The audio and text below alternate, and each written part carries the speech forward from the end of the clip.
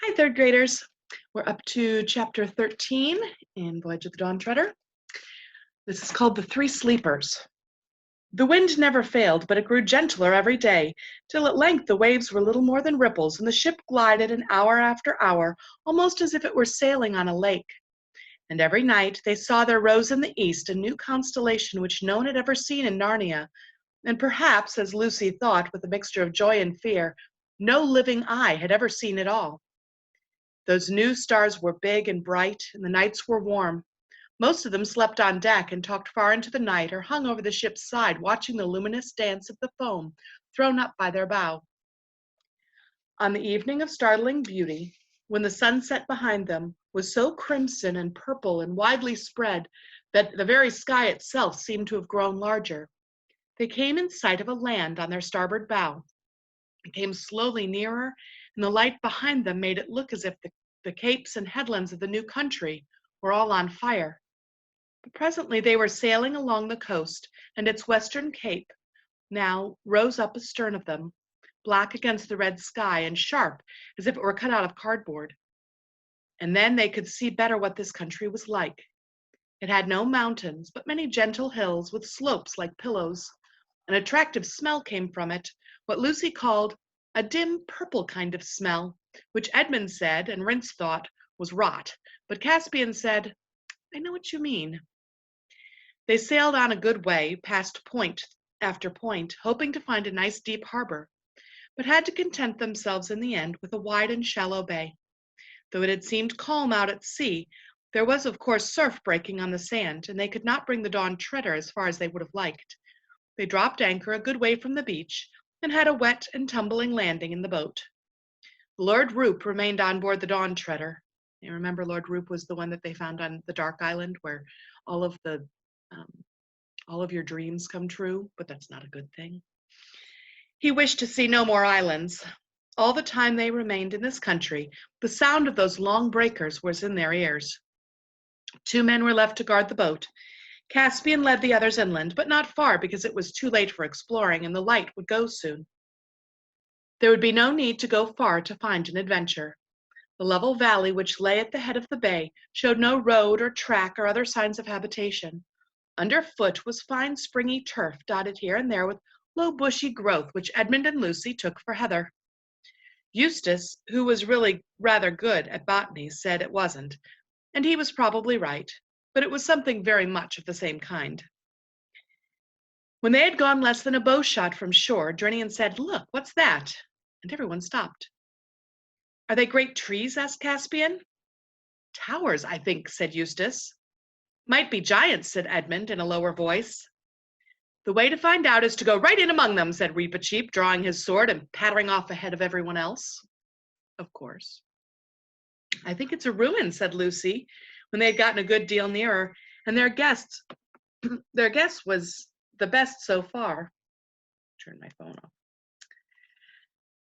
They now saw a wide oblong space flagged with smooth stones and surrounded by gray pillars, but unroofed. And from end to end of it ran a long table laid with rich crimson cloth that came down nearly to the pavement. At either side of it there were many chairs of stone richly carved, with silken cushions upon their seats. But on the table itself there was set out such a banquet that has never been seen, not even when Peter the High King kept court at Cair Paravel. There were turkeys and geese and peacocks, there were boars' heads and sides of venison, there were pies shaped like ships under full sail, or like dragons and elephants. There was ice puddings and bright lobsters and gleaming salmon. There were nuts and grapes and pineapples and peaches, pomegranates and melons and tomatoes. There were flagons of gold and silver and curiously wrought glass. The smell of fruit and the wine blew towards them like the promise of all happiness. "I say," said Lucy. They came nearer and nearer, all very quietly. "But where are the guests?" said Eustace. "We can provide that, sir," said Rince. "Look," said Edmund sharply. They were actually within the pillars now and standing on the pavement. Everyone looked where Edmund had pointed. The chairs were not all empty. At the head of the table, in the 2 places beside it, there was something, possibly 3 somethings. "What are those?" said Lucy in a whisper. "It looks like 3 beavers sitting on a table."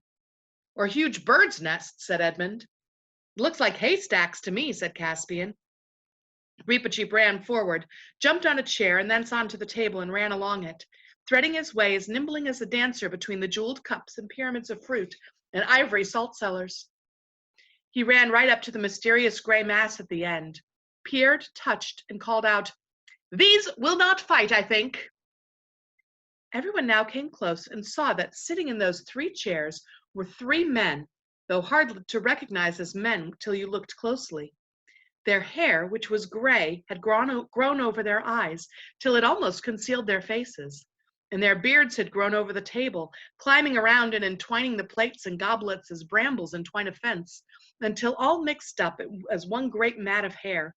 They flowed over the edge of the table and down onto the floor, and from their heads their hair hung over the backs of their chairs, so that they were wholly concealed. In fact, the 3 men were nearly all hair. "Dead?" said Caspian. "I think not, sire," said Reepicheep, lifting one of their hands out of the tangled hair in 2 paws. "This one is warm, and his pulse beats." "This one too. And this," said Drinian. "Why, they're only asleep," said Eustace. "It's been a long sleep, though," said Edmund, "to let their hair grow like that." "It must be an enchanted sleep," said Lucy. "I felt the moment we landed on this island that it was full of magic. Do you think perhaps that we have come here to break it?" "We can try," said Caspian, and he began shaking the nearest of the 3 sleepers. For a moment everyone thought he was going to succeed, for the man breathed hard and muttered, "I'll go eastward no more. Out, or oars for Narnia." But he sank back almost at once into a yet deeper sleep than before. That is, his heavy head sagged and a few inches lower towards the table, and all effort to rouse him again were useless. With the second, it was very much the same. "Weren't born to live like animals. Get to the east while you have a chance. Lands beyond the sun," and sank down. And the third only said, "Mustard, please," and slept hard. "Out oars for Narnia, eh?" said Drinian. "Yes," said Caspian, "you're right, Drinian. I think our quest is at an end. Let's look at their rings. Yes, these are the devices. This is the Lord Revilian, and the Lord Argaz, and this the Lord Mavramorn." "But we can't wake them," said Lucy. "What are we to do?" "Begging your majesty's pardons all," said Rince. "But why not fall to while we're discussing it? We don't see a dinner like this every day." "Oh, not on your life," said Caspian. That's right, said several of the sailors. "Too much magic about here. The sooner we're back on board, the better." "Depend on it," said Reepicheep, "that it was eating this food that the 3 lords came by a 7 years' sleep." "I wouldn't touch it to save my life," said Drinian. "The light is going uncommon quick," said Rhinelf. "Back to the ship, back to the ship," muttered the other men. "I really think," said Edmund, "they're right. We can't decide what to do with the 3 sleepers. We can decide what to do with the 3 sleepers tomorrow. We daren't eat the food, and there's no point in staying here for the night. The whole place smells of magic and danger." "I'm entirely of King Edmund's opinion," said Reepicheep, "as far as concerns the ship's company in general. But I myself will sit at this table until sunrise." "Why on earth?" said Eustace. "Because," said the mouse, "it is a very great adventure, and no danger seems to me so great than that of knowing when I get back to Narnia that I left myself behind a mystery through fear." "I'll stay with you, Reep," said Edmund. "And I too," said Caspian.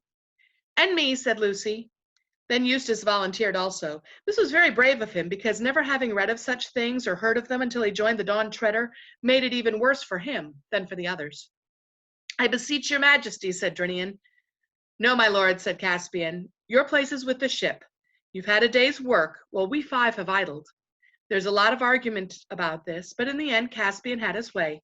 The crew marched off to the shore in the gathering dusk, and none of the 5 watchers, except perhaps Reepicheep, could avoid a cold feeling in his stomach. They took some time choosing their seats at the perilous table. Probably everyone had the same reason, but no one said it out loud, for it was rather a nasty choice. One could hardly bear to sit right next to those 3 terribly hairy objects, which, if not dead, were certainly not alive in the ordinary sense. On the other hand, to sit at the far end, so that you would not see them less and less as the night grew darker, and wouldn't know if they were moving, and perhaps you wouldn't see them if about 2 o'clock. No, it was not to be thought of. So they sauntered round and round the table, saying, well, what about here? Or perhaps a little further on, or why not on this side? Till at last they settled down somewhere in the middle, but nearer to the sleepers than to the other end. And it was about 10 by now, and almost dark. Those strange new constellations burned in the east. Lucy would have liked it better if she had seen the leopard and the ship and the other old friends of the Narnian sky. Those were the constellations that she would see in Narnia. They wrapped themselves in their sea cloaks and sat still and waited. At first there was some attempt to talk, but it didn't come to much. They all sat and sat, and at the time they heard the waves breaking on the beach. After hours that seemed like ages, there came a moment when they all knew they had been dozing a moment before they all suddenly were wide awake. The stars were in quite a different position, and from those that they had last noticed. The sky was very black except for the faintest possible grayness in the east. They were cold, though thirsty and stiff, and none of them spoke because now at last something was happening. Before them, beyond the pillars, there was the slope of a low hill, and now a door opened in the hillside, and a light appeared in the doorway, and a figure came out, and the door shut behind it. The figure carried a light, and this light was really all that they could see distinctly.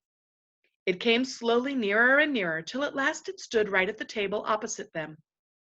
Now they could see that it was a tall girl, dressed in a single long garment of clear blue, which left her arms bare. She was bareheaded, and her yellow hair hung down her back. When they looked at her, they thought that they had never known before what beauty meant. The light which she had been carrying was a tall candle in a silver candlestick, which now was set upon the table.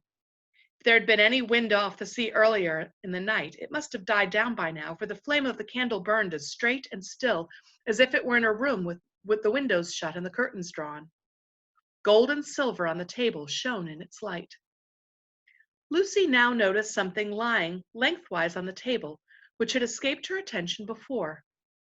It was a knife of stone, sharp as steel, cruel-looking, an ancient-looking thing.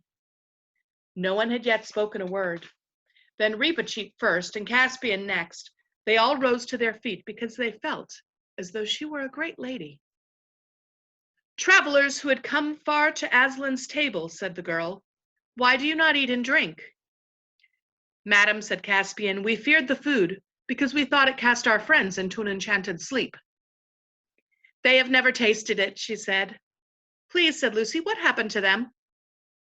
7 years ago," said the girl, "they came here in a ship whose sails were rags and whose timbers were ready to fall apart. There were a few others with them, sailors. When they came to this table, one said, 'Here's a good place. Let us set sail and reef sail and row no longer, but sit down and end our days in peace.' And the second said, 'No, let us re-embark and sail for Narnia in the west. It may be that Miraz is dead.' But the third, who was a very masterful man, leapt up and said, 'No, by heavens, we are men and telmarines, not bruters. What should we do but seek adventure after adventure? We have not long to live in any event. Let us spend what is left in seeking the unpeopled world beyond the sunrise.' And as they quarreled, they caught up the knife of stone which lies on the table, and they would have fought their comrades. But it is a thing not right for him to touch. And as his fingers closed on the hilt, deep sleep fell upon all three, and the enchantment was undone. And if the enchantment is undone, they will never wake." "What is this knife of stone?" said Eustace. "Do none of you know it?" said the girl. I think," said Lucy, "I've seen something like it before. It was the knife that the White Witch used when she killed Aslan at the stone table long ago." "It was the same," said the girl, "and it was brought here to be kept in honor while the world lasts." Edmund, who had been looking more and more uncomfortable for the last few minutes, now spoke. "Look here," he said.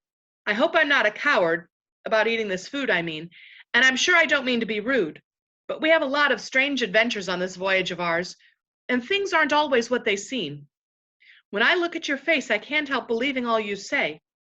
But then that's just what might happen if you were a witch, too. How do we know that you're a friend?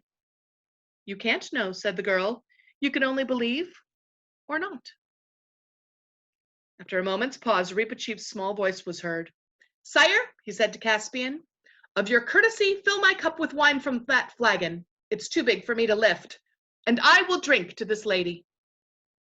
Caspian obeyed, and the mouse, standing on the table, held the golden cup between his tiny paws and said, Lady, I pledge you. Then it fell to on Cold Peacock. In a short while, everyone else followed his example. All were very hungry, and the meal, if not quite what you wanted for an early breakfast, was excellent for a very late supper. Why is it called Aslan's table? Said Lucy presently. It is set here by his bidding, said the girl, for those who come so far. Some call this island the world's end, for though you can sail further, this is the beginning of the end. But how does the food keep? Asked the practical Eustace. It is eaten and renewed every day, said the girl. This you will see. And what is to be done about the sleepers? Said Caspian. In the world from which my friends come, here he nodded to Eustace and the Pevensies, they have a story of a prince or a king coming to a castle where all the people lay in an enchanted sleep. In that story, he could not dissolve the enchantment until he kissed the princess. But here, said the girl, it is different. Here he cannot kiss the princess until he has dissolved the enchantment. Then, said Caspian, in the name of Aslan, show me how to set about that work at once. My father will teach you that, said the girl. Your father, said everyone. Who is he, and where? Look, said the girl, turning around and pointing at the door in the hillside. They could see more easily now, for while they had been talking, the stars had been growing fainter, and great gaps of white light were appearing in the grayness of the eastern sky. I hope you enjoyed that chapter. We're coming up on the end of the book. We're going to finish this week. Love you guys and miss you guys. Take care.